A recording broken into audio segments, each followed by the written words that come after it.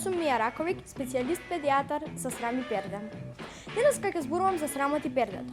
Срам е кога луѓето не знаат што се случува во нивната околина. Тие се целосно деактивирани од неа. Не знаат кој е популарен во друштвото, а кој не е. Кога се во фаза на срамот, тие шијат со ногата, ги грицкаат своите неиздржливи ногти, ги крцкаат прстите, потоа поцрвенуваат, а некои позеленуваат внатрешно поради ултравиолетовите зрачења. Исто така тие сета стуткано поради тоа што не сакаат да се покажат, односно пердат, откаде што и произлегува зборот перде, што значи завеса.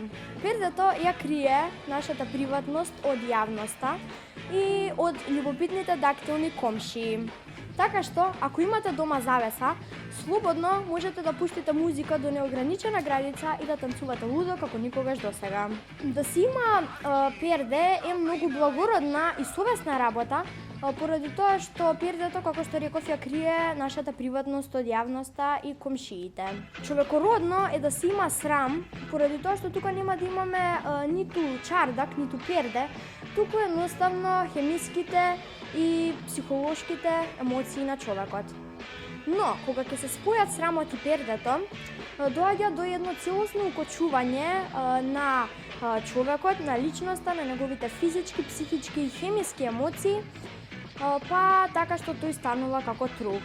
Но исто така лоша особина и состојба е кога се нема ниту срам, ниту перде, поради тоа што нашата куќа и личноста ќе бидат целосно изложени на јавноста. Но јас, како специјалист и педијатар за срам и перде, тврдам дека најголемата причина за да се нема ниту срам, ниту перде заедно е тоа што ќе бидеме навредувани од нашите родители, роднини, со зборовите "види го овој, нема ни срам ни перде". Затоа имајте или срам или перде.